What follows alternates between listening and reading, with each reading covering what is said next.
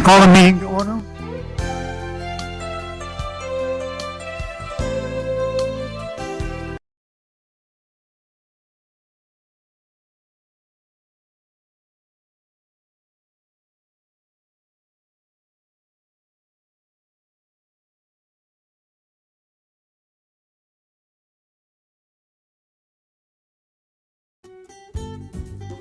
Yuba-Sutter.live's local government live streams are presented by Plumas Lake Self-Storage in Plumas Lake, where lifelong local residents are helping other residents keep things safe, providing indoor storage units, outdoor RV and vehicle parking,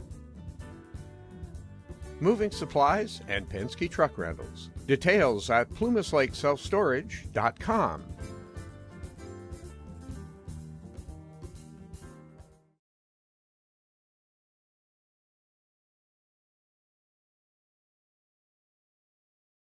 Will become the Executive Director of Education Services. Ashley Vente will be the Executive Director of Personnel Services. And David Volkovich will be the Interim Director of Health and Wellness. And then we have discipline. So we're at expulsions, EH 23-24-77. and EH 23-2487. The board voted unanimously to accept staff recommendations. Under stipulated expulsions, EH 23-2488, again, the board voted unanimously to accept staff recommendations. Under suspended expulsion contracts, EH 23-2454, EH 23-2472, EH 23-2473, EH 23-2478 through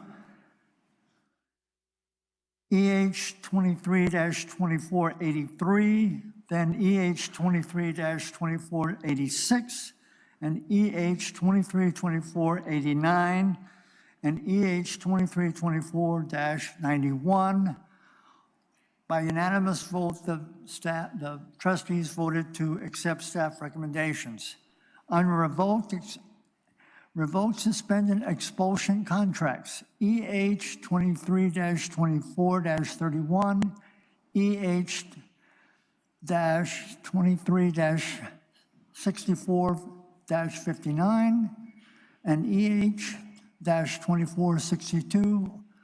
By unanimous vote by the board, we accepted staff recommendations. And under reinstatements, EH 21-22-05, EH 22-2392, EH 22-2398, and EH 23-2422. By a unanimous vote, the trustees accepted staff recommendations. Now we have the statements from the board members. Dr. Yang. Thank you. Allison Hasty. Welcome all. It has been a pleasure to attend the end-of-year celebrations, the concerts, the FFA awards, the award ceremony at Lyndhurst, and graduations at Lyndhurst and Yuba Gardens and North and South Lyndhurst. I'm just amazed at the work of everyone in our district, and thank you. Thank you. Doug Criddle. I'd like to welcome the MUTA group tonight. I'd also like to say have a great summer, and we're looking for a great year next year. Thank you. Frank Crawford. Gary Criddle. Well, I'd like to echo the congratulations to all of our graduates and all of the teachers and staffs that supported our graduates. We had another graduation tonight for our adult ed, and it's just remarkable what education does for folks that have really been through hell. And so it's just It's always a pleasure to see the happy faces on both the graduates and all their families. And this will be Jay Trujillo's last meeting, and we will certainly be missing you and hope that your retirement plans turn out to be everything you want them to be. So thank you for your service, sir.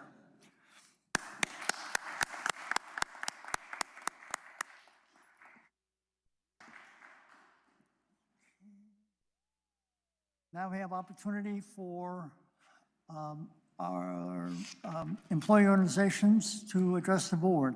Muta?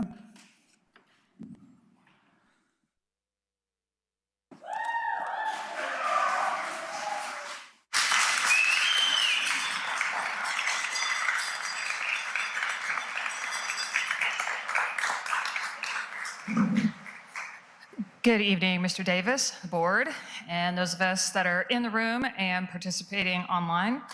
My name is Angela Stiegel, also known as Angela Hillary Stiegel. I often use both last names. I'm the president for the Marysville Unified Teachers Association. I have two of our MUTA folks that are handing you two different documents. I believe it will come as no surprise to the board nor the superintendent that the teachers union recently conducted a vote of no confidence on the superintendent. I would like to make sure that the board realizes and our community realizes that this was only after a great deal of discussion, a great deal of deliberation, on the part of MUTA's executive board and their representative council and the part of the teachers in this union and in this district. This was not a decision that we came to lightly. However, despite that difficulty, we have watched as the unified part of this district has begun to and continue to seriously deteriorate. And that has caused great angst and concern. And so with our vote, we have our resolution this evening. And so I will be reading the full resolution for the record and for those people that are here this evening, both in the room and watching virtually. We have the Marysville Unified Teachers Association Vote of No Confidence Resolution. Whereas Dr. Fallas Ronnie is employed as the current superintendent of the Marysville Joint Unified School District and is tasked by the MJUSD Board of Trustees with the oversight and management of all aspects and functions of the school district, including direct authority over internal and external district communications and bargaining with employee associations. And whereas Dr. Fallas Ronnie is additionally responsible for the oversight and management of the policies related to hiring, retention, and morale of the employees directly and indirectly under her charge. And whereas, over the last 3 years, Dr. Fallas Ronnie has engaged in a series of behaviors and actions which has left her employees deflated, broken, discouraged, and demoralized. And whereas the behaviors and actions leading to the current state of relations between educators and management have included exhibiting a consistent and overall lack of transparency and honesty, including but not limited to the transfer and takeover of the YCOE Mod Severe SPED program against the wishes of parents and despite significant concerns, and while falsely claiming it would save the district over $6 million a year. Having a district-paid lawyer renegotiate her contract during a board meeting after less than a year on the job, and recently having the board extend her contract by yet another year while MUTA has been working under an expired contract since last July 1st. Numerous issues in regards to campaign activities related to the failed bond measure. The sudden elimination of 6th grade at Yuba-Sutter and Dobbins Elementary Schools. A number of violations and/or potential violations of the Brown Act. Tasking site and district administrators with so much superintendent-directed minutia, making it nearly impossible to effectively and positively run their sites or departments, while also undermining their decisions, making unreasonable demands of their time, and reportedly berating them in person and over the phone. A multitude of issues related to the middle college. And insulating the Board of Trustees from any sources of information other than what she provides by counseling and advising trustees to refuse to engage in any communication with the elected representatives and/or members of MUTA, as well as by providing employees and the public with only district email addresses and district voicemail numbers for trustees. In addition to cutting the number of regular board meetings in half, moving public comment to the end of the meetings, and limiting labor organization input and comment time to 10 minutes per month as a retaliatory measure, and utilizing union busting and union weakening tactics and efforts, as well as marginalizing and disregarding MUTA's right and voice as professional educators and as a union, including, but not limited to, enacting innumerable initiatives, programs, projects, etc., without educator input and/or without notice to, consultation, or bargaining with MUTA, as required by law and is best practice. Directing that our contract be violated repeatedly in regards to involuntary transfer and reassignment. Arbitrary changes in policies without consultation or prior communication with educators or employees.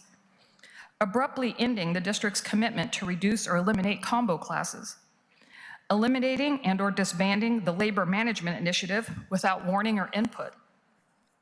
Necessitating that MUTA file at least 3 unfair labor practice charges, a handful of cease and desist letters, and various grievances. Directing that the MUTA president be investigated for protective union activities, and further directing that the union president be written up for insubordination and unprofessional conduct in relation to those protected union activities, all in violation of the National Labor Relations Board and Public Employee Relations Board. And ignoring or undermining concerns regarding safety and student discipline, leaving teachers, staff, administrators, and students in frustrating and even dangerous conditions and situations.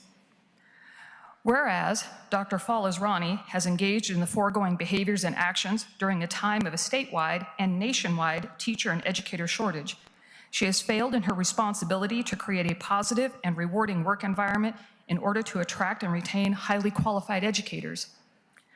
And whereas, under the leadership and advice of Dr. Falazrani, MJUSD has been driven into financial straits, despite increasing enrollment and the resulting increase in funding.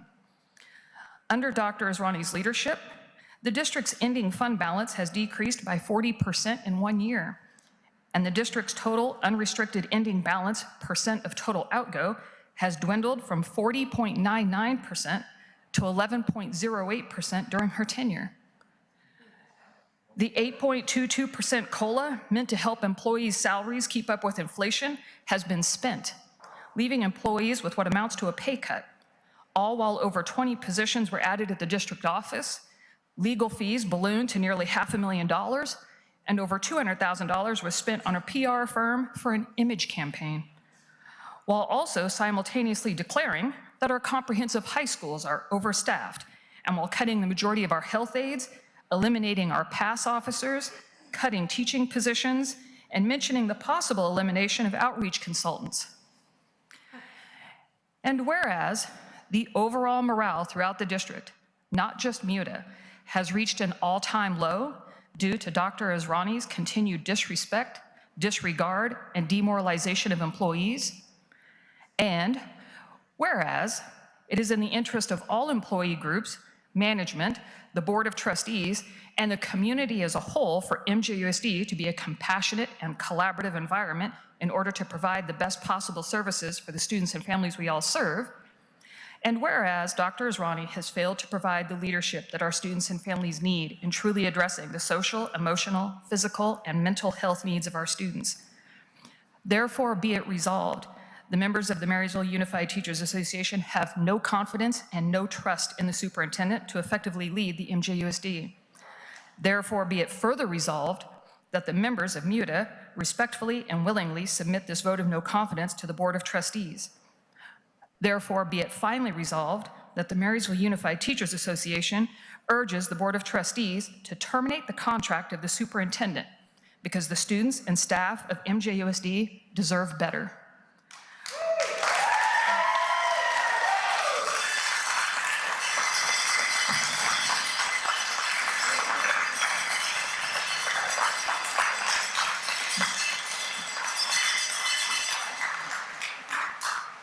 We, the professional educators of the Marysville Joint Unified School District and the Marysville Unified Teachers Association, proclaim by 94% of our voting members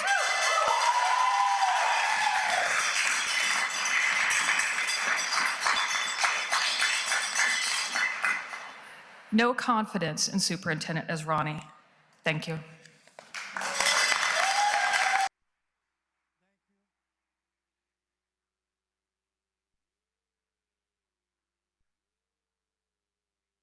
Operating Engineers Local Union Number 3, California School Employees Association Number 326 and 648, Association of Management and Confidential Employees, Supervisory Unit. Now we're at presentations. 8.1, presentation on the progress of the English learners for the 23-24 school year.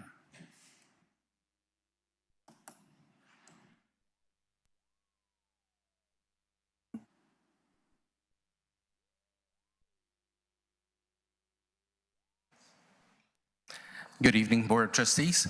We do have a presentation, we have a video, and then we do have some ill parents that would like to address the board after the presentation.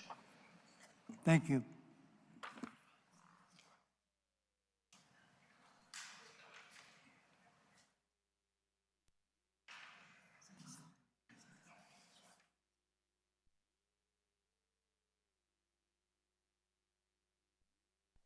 Good evening, Board of Trustees, President Davis, Dr. Asrani, and members of the audience. This evening, I would like to give you an update on the progress of our English learners. My name is Hector Gonzalez, Director of English Learners and Student Supports. They come to us from 31 different countries. 414 were born out. One second.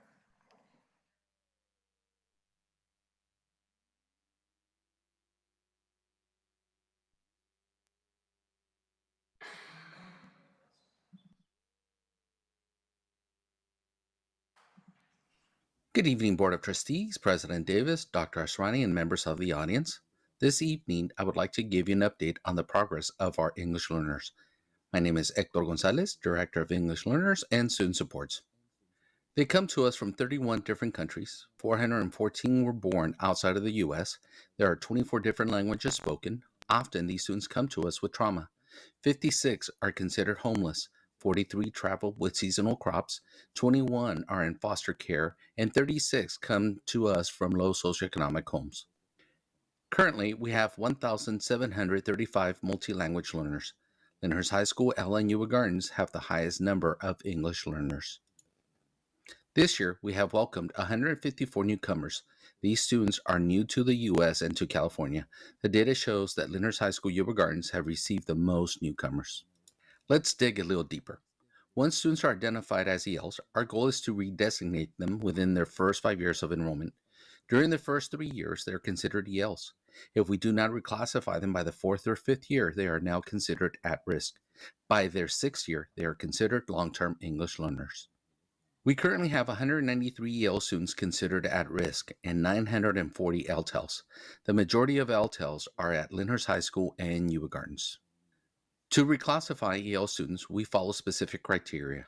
We must consider that ELs with an IEP may need specific consideration and can be reclassified through the IEP process if the team has determined it has nothing to do with learning a second language.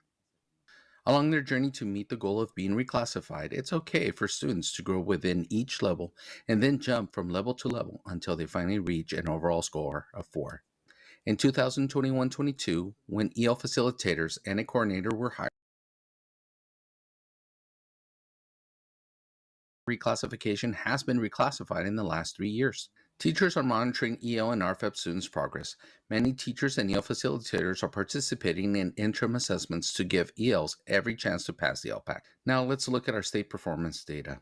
Our ELs are in the red, highlighting the challenges we face and the work that lies ahead of us. If meeting the standard is at 0, our ELs fell 77 points below that 0 in ELA, which is a 4.5 decline from last year. ELs fell 113.6 points in math, making it a 4.4 decline from last year.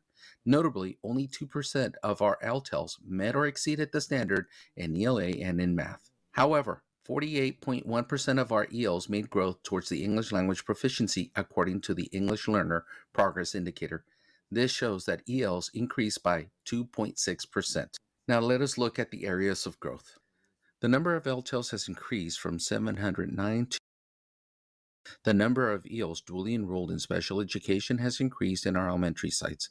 FPM gave us a finding because 11 teachers do not have the proper teaching credentials to work with our ELs. FPM recommended we improve our designated and integrated ELD classroom implementation and monitoring of our ELD implementation by administrators. Lastly, special focus will be paid to CSI schools, Cedar Lane, Linda, and Marysville High School to implement FPM recommendations. And now our areas to celebrate. We had a 6% increase in reclassification since 2021. We have increased the number of monitoring forms submitted. In 2021, 221 monitoring forms were submitted. This year, 11,638 forms were submitted by our wonderful teachers. Parent participation has also increased in our ELAC and DLAC meetings. 14 of the 15 EL instruments were cleared by FPM. And equally important has been the reclassification ceremonies that we have held in the last 2 years to honor our redesignated students. So let's give them a cheer. Thank you for your attention. I am now ready to address any questions you may have. Thank you very much.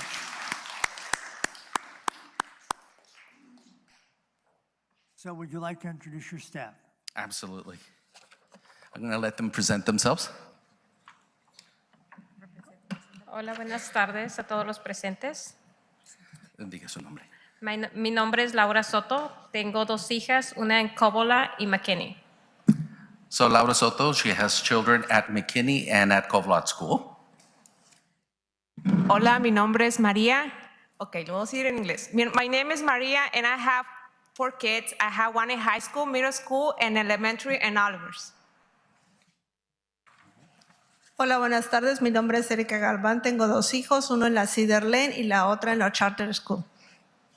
So Erika has two children at Cedar Lane and at the charter school. Wonderful. Revisamos y comentamos el plan del título 3. She's saying that we, as an ELAC and as a DLAC, we have gone over Title III and what it is.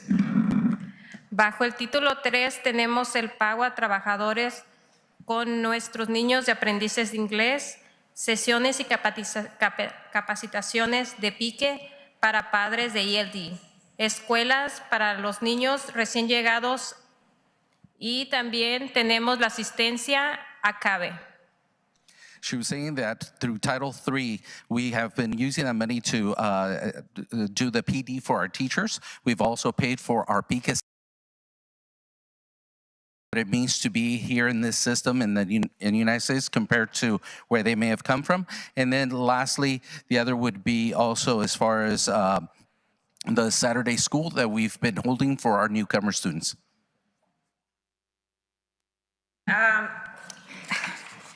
En español. Y revisamos y comentamos el CAP, es como usamos el dinero en el distrito. She was talking about the LCAP, that they've received training in regards to how that money is used throughout the district.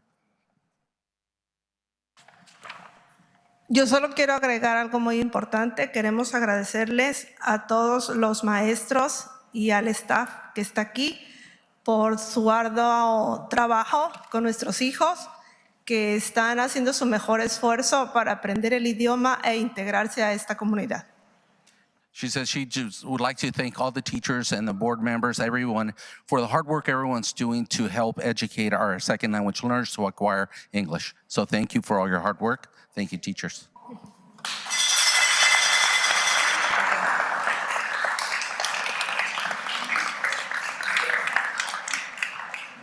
Are there any questions from the board?